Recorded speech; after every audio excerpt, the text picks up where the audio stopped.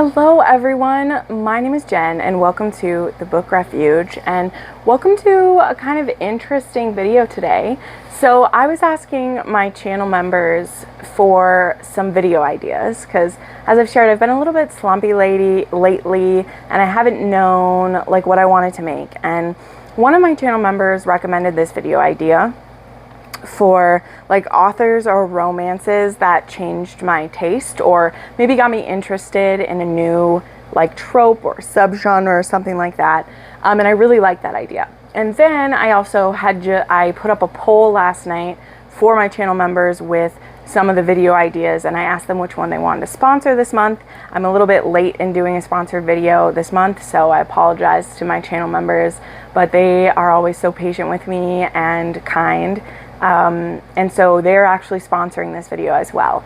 If you're interested in channel memberships, I always have them linked down below. I have some very affordable options, but every little bit helps me, especially with the YouTube algorithm being monstrous to me lately, and not just me, like this is proven, it's happening to a lot of creators. So please make sure you do like this video and that you hit the bell if you want to know when I uploaded.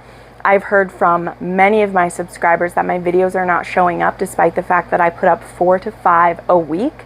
And if you don't want to get those alerts like popping up on your phone, you can always have the notifications for YouTube like turned off if you want, but it really will like force YouTube to show my stuff to you, and then you can decide if you want to watch it or not. Anyway, that's not what this whole video is going to be about, because this video I have a feeling is also going to be rambly, and YouTube also wants our videos to be a little shorter than they are, so there's that. But so how I'm going to do this, how I decided to do, is I have 10 books that I want to touch on, and yeah, I'm just kind of going to go through, you know, when maybe I discovered them. Some of these I don't know which one I did first because I'm kind of going to go chronological. There was a TikTok I made quite a few months ago.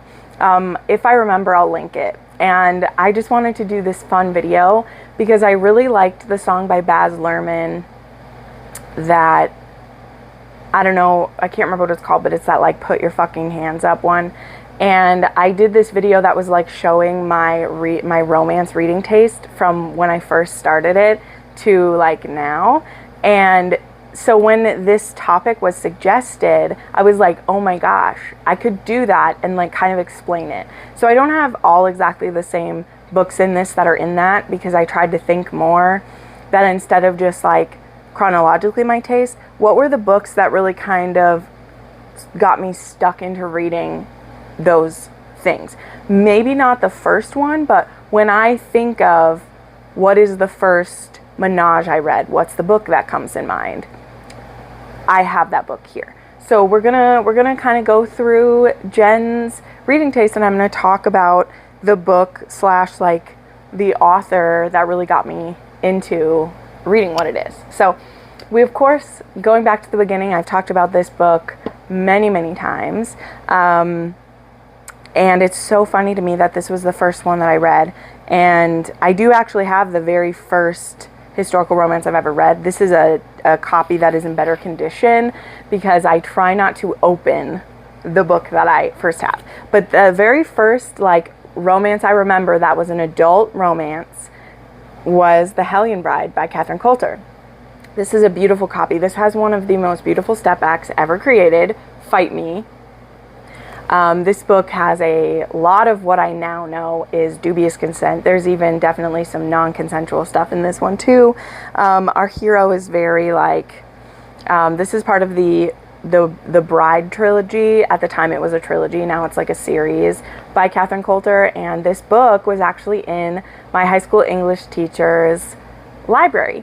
And when she went from teaching high school to middle school, she actually gave me and my friend a bunch of her romances, and my best friend still has some of hers, and I still have some of hers, which include a book, and so it actually has her name on it.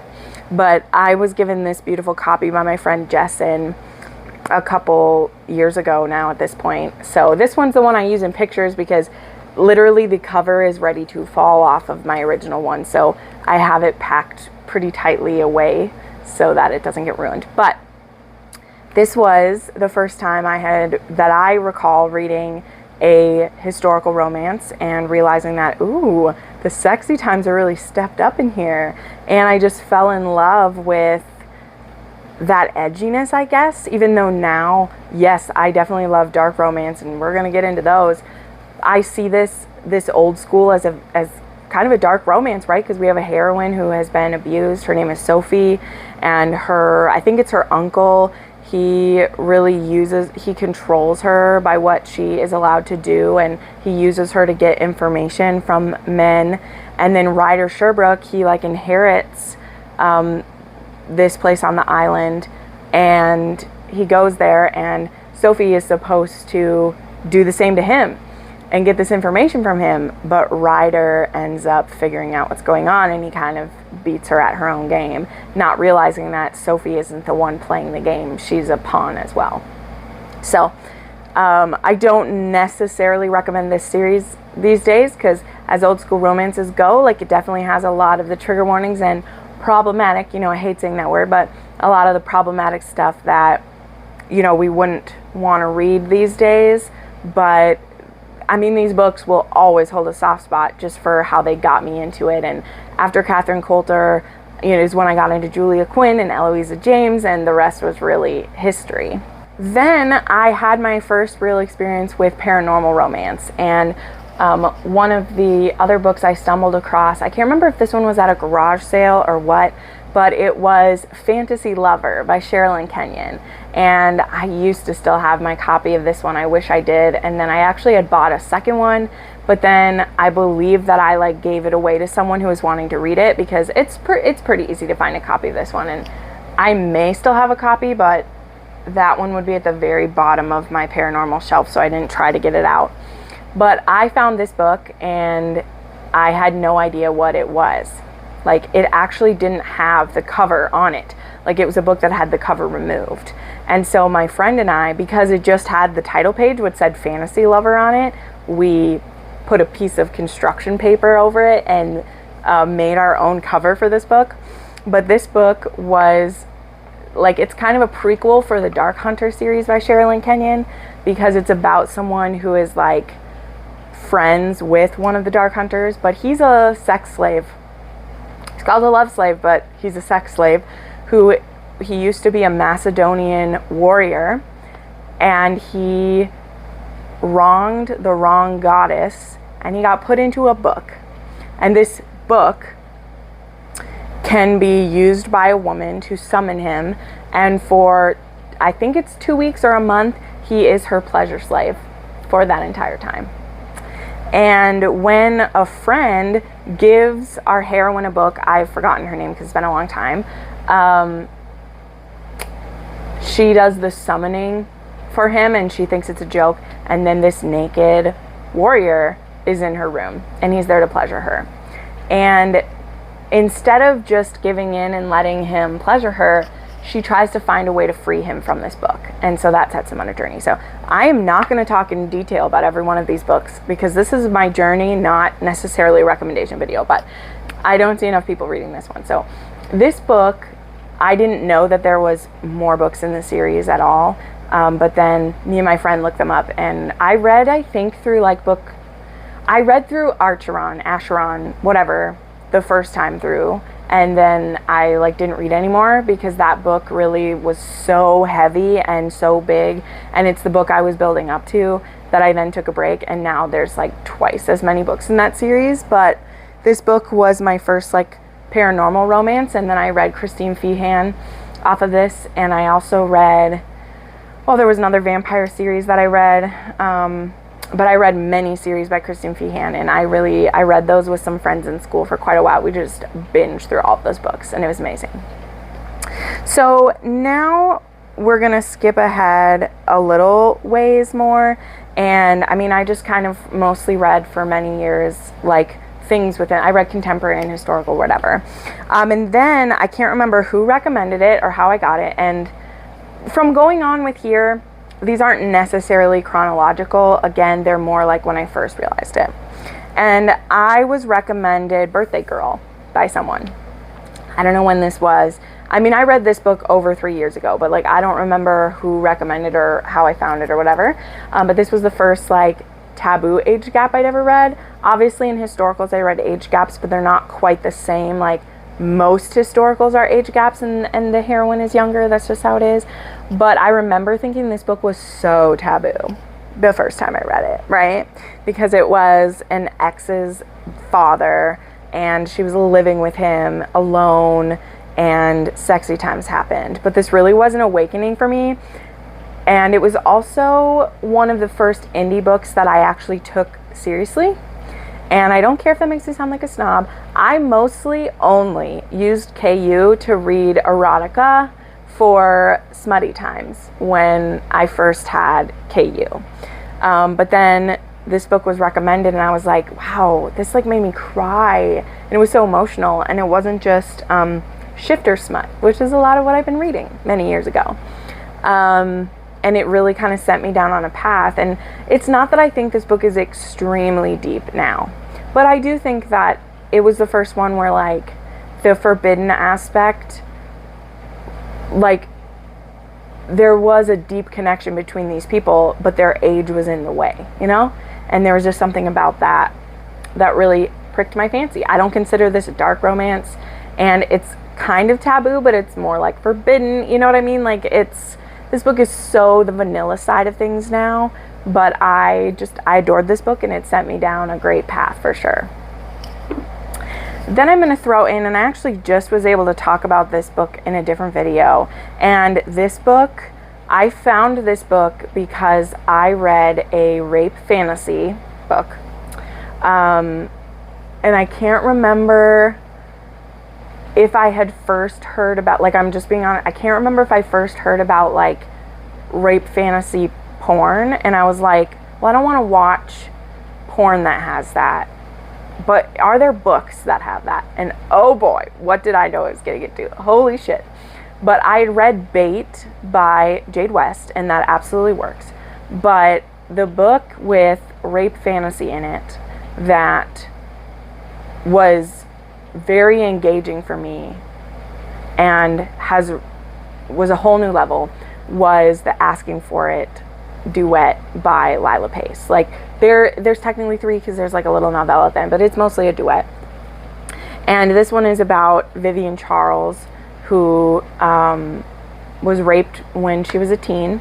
She was raped by her sister, then boyfriend, now husband, and father of her niece. And she now needs rape fantasy to achieve orgasm. And she ends up, Jonah Marks overhears her at a party when her drunk ex-boyfriend is saying he wishes he could give her what she needed, but he can't.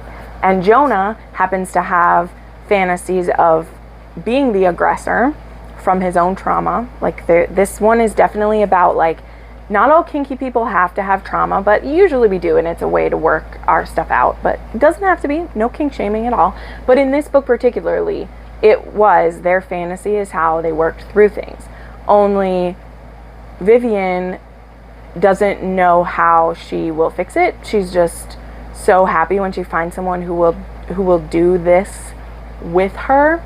And Jonah, this isn't an essential thing for him. He likes the role playing of it because he has seen someone be hurt before, and he likes being in control and being able to fulfill that fantasy for a woman, but then like it's over, like it's fake, you know?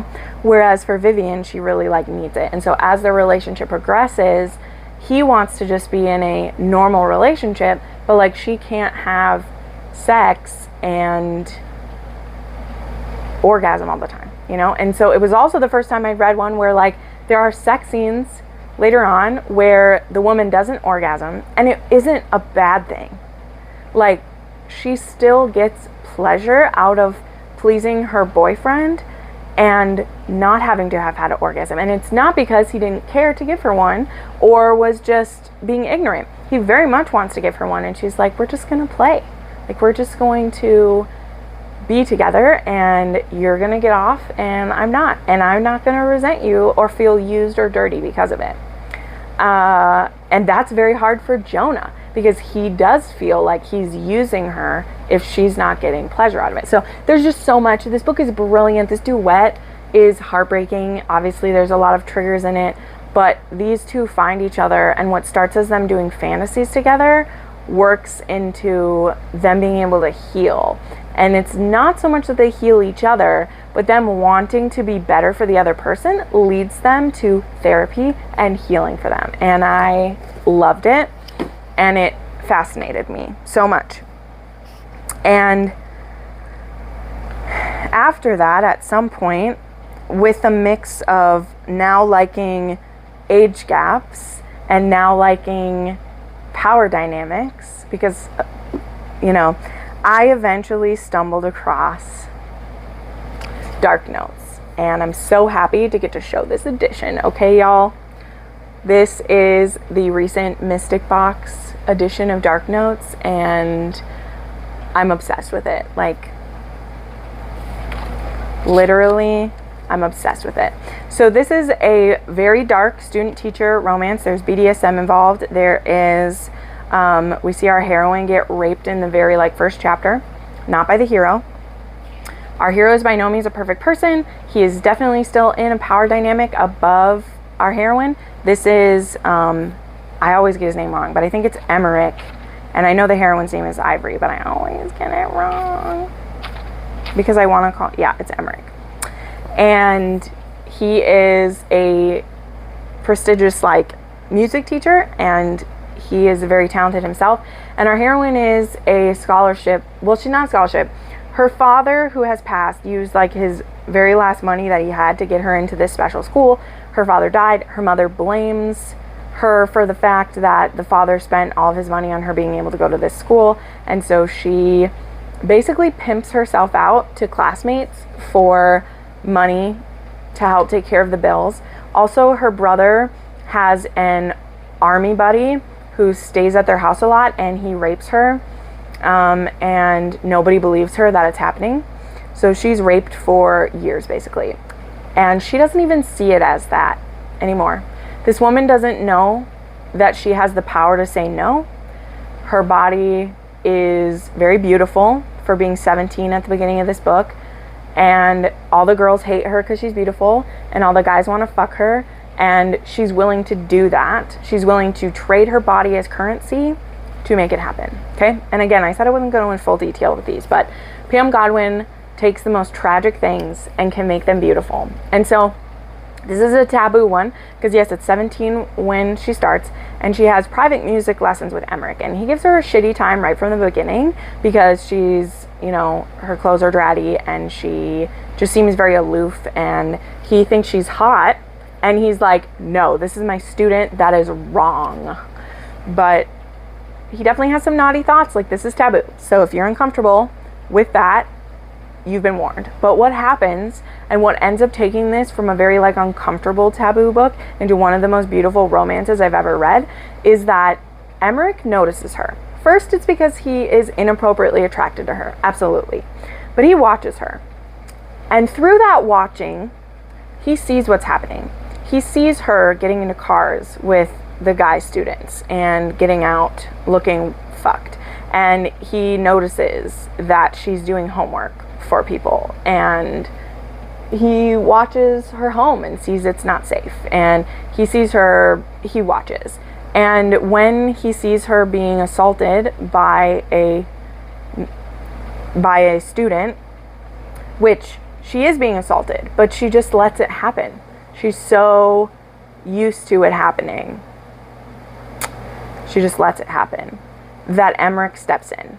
And he has been in dynamics before. He is a dom, and he sees a girl who desperately needs discipline for her own health, mentally and physically.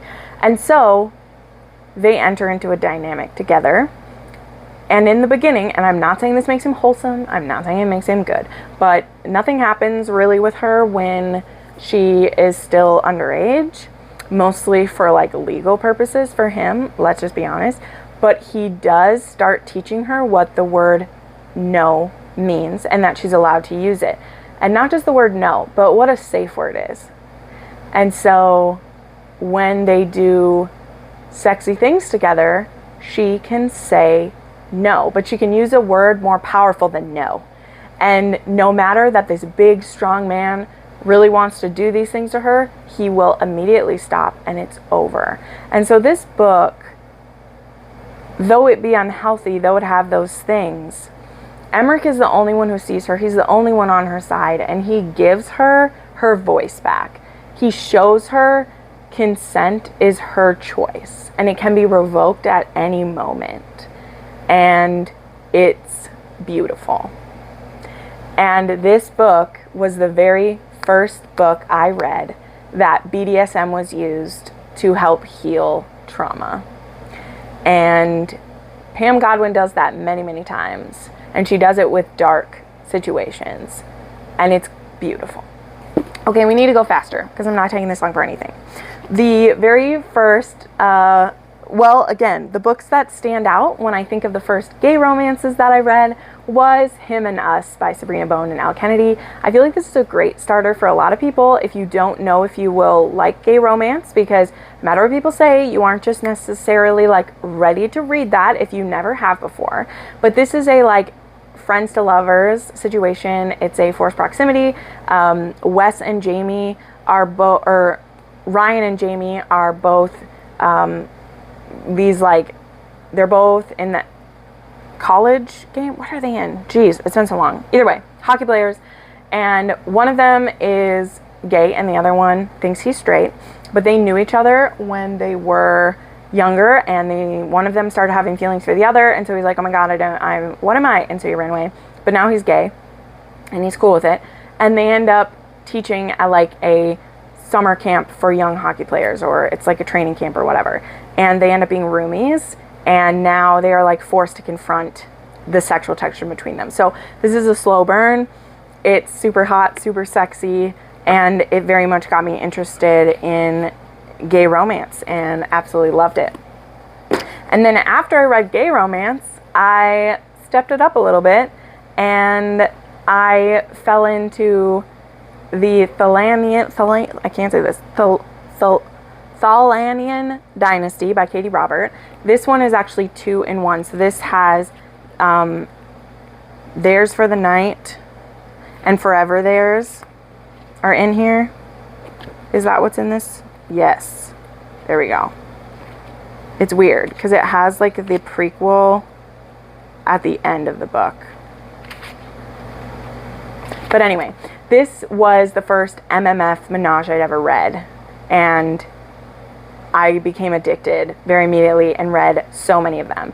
But this one is also a royal romance, and so there was a prince who's kind of like in hiding and his bodyguard, and so that's Galen and Theo, and they happily fuck each other, and they have fucked women together before, and they're not like officially together, but they've been partners for a while. And they meet Meg out one night, and they end up having a thing together and get bossed around by the both of them, and it's very hot.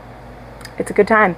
And so there's this one, and then there's like another one too, but there's like a prequel and then 2 books in this. And this again was the first time that I read an MMF, and I was hooked for good, man. I was hooked because Katee Robert, she writes some good menage scenes, okay? Her Wicked Villain, she has 3 of those ones are menages. Then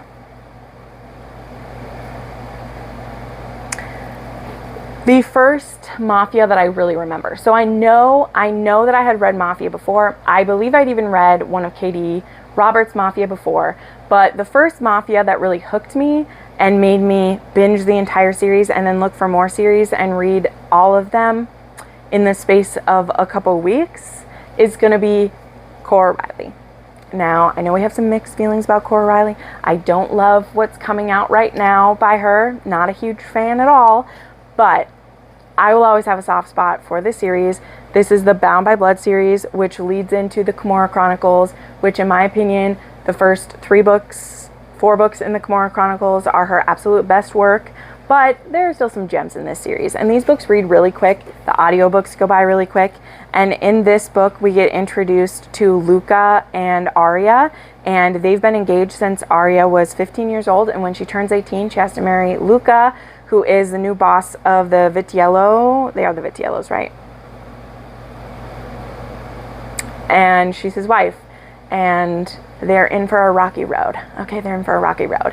And then this series is about them and their enemies, and we go back and forth between the two, and it was super addicting, okay? It was literally a soap opera all the way through. And does Arya make me want to smack my face into a wall? Yes, but I still have a soft spot for what happens in this series. So there we are, okay? We're there. Then who would we be?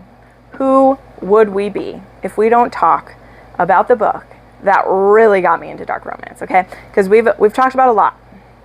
And maybe Pan Godwin's is pretty dark, but Emmerich, he's a good man at his heart. Even though, again, that's taboo, even though that's a student, not acceptable, he's still a good man. The very first time that I read the most immorally bankrupt, the most sociopathic dude I've ever set my little reading eyes on, the book that by the third chapter you're ready to throw it at the wall and you're like, what the fuck am I reading? But somehow you can't put it down. And that's Carter fucking Mahoney, y'all. Carter fucking Mahoney, okay? Okay.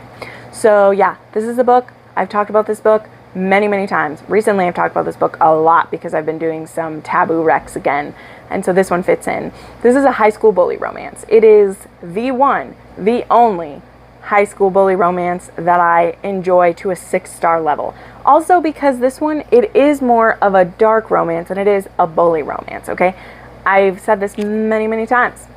The high school, like them being in high school, is the setting that makes it so the heroine can't get away from him, okay?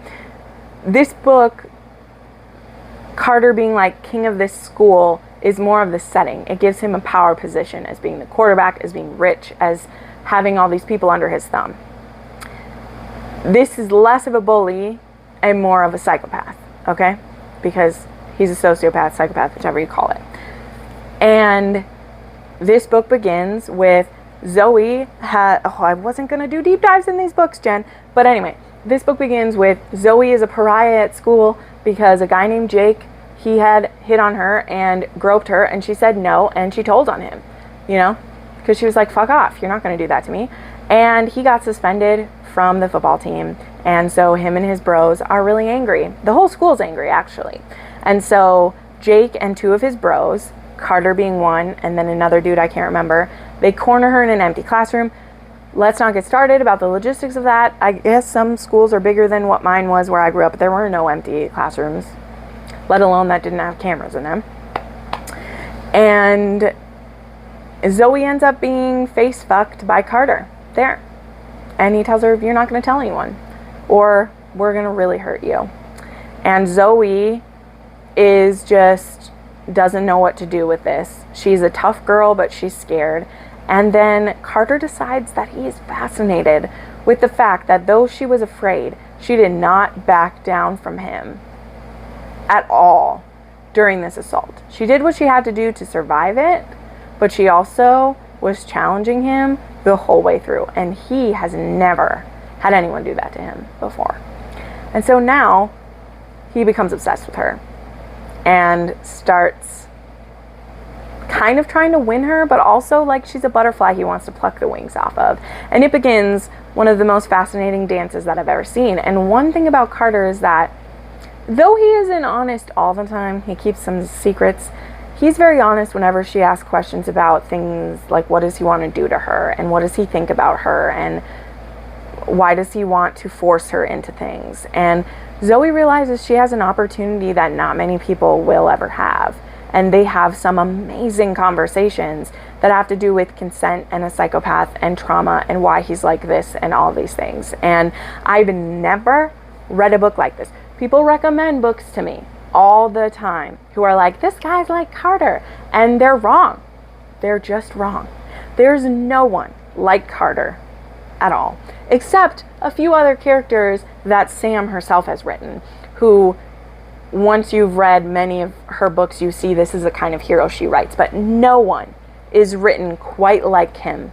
And I've never found someone else who made me feel equally so uncomfortable in my skin and that I could barely read the next words because I was terrified what was going to happen, and also extremely aroused and fascinated. And that's how he makes Zoe feel. This book is told all through Zoe's point of view. I don't think it works any other way. She's done other books where she gives us the hero's point of view, who's kind of a psychopath, and it just doesn't work the same. Even though those books are good, like Descent, that is with Calvin, who he's probably 10 years older than Carter is in this one, but he's too hard. What makes this work so well is that Carter isn't fully formed yet. He's gotten away with a lot of shit, and he's really built his court at school and been able to do things, but he is still only 18. He isn't the king of the world. He doesn't have billions of dollars. His dad lets him get away with a lot of shit, but his dad could still shut him down if he wanted to, you know, those things. And Carter has some secrets that show he does have a heart. So, point being with all of this, I've never read another hero like him. Anyone who said, this guy's like Carter, no, it's not. Because Carter isn't Carter if he doesn't have Zoe. And a lot of books I've read where they're like, this guy's like Carter. Sorry, I'm doing a voice like that. It just comes out when I get it. What they mean is that, like, he's a psychopath. He's very controlling. He's possessive. He has the dubious consent and rape aspects going on. But then the heroine just folds to him. Or the heroine doesn't challenge him. Or the heroine is so beaten down by what he's doing that she's weak. And Zoe is what makes Carter so great. And even in like, the biggest thing about Descent, I know I'm like whining about Descent, like I enjoyed Descent for the uncomfortableness it gave me, but the way that he treats Hallie, she has no recourse. Like, he literally will murder people so he can have her to himself, which is a whole nother level of this. Whereas like Carter, he really only has control of her when he has her in his grasp or when he is like able to talk to her. And it's the impressions he leaves on her that make it so Zoe is never quite ready to let him go. Is it toxic? Fuck yes it is. That's not the point. I'm not trying to say this is a healthy relationship. No. But what makes Carter is Zoe and their journey they go together. And any other time I've read a hero like this, and I've read some good ones, the heroine does not match up. She doesn't. She might act like she does, she might think it, but the hero is too dominating, he's too powerful, he has too much money, and so there's no give and take. It's all take. It's all, I am the god of your universe. Whereas Carter, he has to negotiate. Zoe has to negotiate. And it makes this the twisted cocktail of dreams. Like, it's fantastic. It's disturbing. You might read it and give it 1 star, but it's fascinating, okay?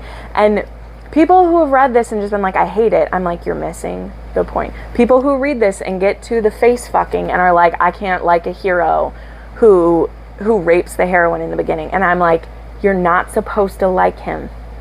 That's not the point. And you might not want to read a romance where you don't like him. That's fine. But that's what makes this book on this list of authors who changed my taste, because I've read a lot of dark romance now. Some with people way worse than Carter, because at the end of the day, when this is done, the only person he really hurts by the end of this is Zoe, and Zoe has accepted it and wants to be with him. And, you know, that doesn't make it healthy, that doesn't make it okay, but a lot of the other psychopaths, like, they're literally serial killers, or they're evil. Like, Carter is just a human, regular boy man who is in high school, and Zoe is the girl he targets, and it's just them. Like, it's just their bubble. There's not other people that we have to deal with. It's just a game of wits, and Zoe is the one he wants, and she has to decide, like, how much of myself am I giving this man and what's gonna happen. So I had to rant about it. Okay, and then we're just talking about one more thing, because I feel like a lot of these books, I'm not just listing my favorite books, by the way. I hope that was clear. These, again, were supposed to be the first books that come to mind when I think of dark romance, when I think of age gap, when I think of historical. What is the first ones that comes to mind? Because for a lot of these, I've read better books. You know, like, I've read better mafia books than that book by now. But it's the thing that starts it. So in the case of Untouchable, yeah, that's a favorite. In the case of, like, Birthday Girl, yeah, I love that book. But I don't know that I'll reread Birthday Girl anytime soon, because I don't know if it will hold up the way that it did. But this last work that I'm going to talk about, I've talked about a lot, and a lot of you have read it because of me, which makes me happy. It is quite the endeavor. This is one of my favorite books I've read this year. This will be one of my favorite things forever. And I am so blessed to have a couple copies of this work of art. But the last thing I want to talk about that's changed my reading taste in the last year is Manacled. This was the very first like completed fanfic that I've read. As I've said, like I've used to read some fanfic back in my first couple years of college. I've dabbled in writing a few things, but I never read a completed fic. And people have recommended fics to me before, and I was always just like, whatever. And then my friend Jo from Not So Average Jo, make sure you go check her out, she recommended Manacled to me, and she was giving me a play-by-play of stuff, and I was like, okay.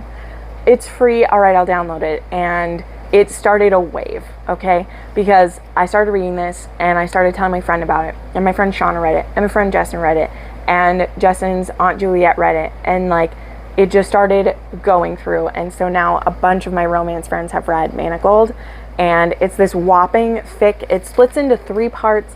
This is a Dramini fanfic. It is mixed with like The Handmaid's Tale and just a lot of other dark things. This is a tale that spans years, and it's an alternate universe where Voldemort wins, and the people of the Order who survive are in a lot of trouble, and Hermione ends up being a walking womb for Draco and his wife, who need to produce an heir to please the Dark Lord. And also Hermione has some information hidden in her mind because she's been able to repress it. She has some information hidden in her mind that Voldemort wants, and so Draco is tasked with getting it through some horrible things. So yeah, this book definitely has non-consensual things. It's very dark, lots of people die, it's very painful, but this is one of the most powerful stories I've ever read, and it led me to read many fanfics since then. So this has to be in here for books that changed my taste, because I've read 40 different fanfics this year, and some of them have been my favorite books. So this definitely fits in there. All right, so there we go. Those are some books that changed my reading taste and got me hooked on different things.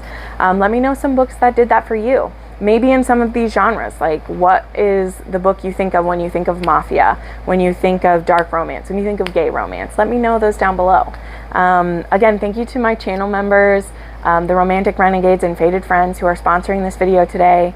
If you'd like to sponsor my full-time romance creation that I do, please check out my links down below. So thanks for watching, everybody. Bye.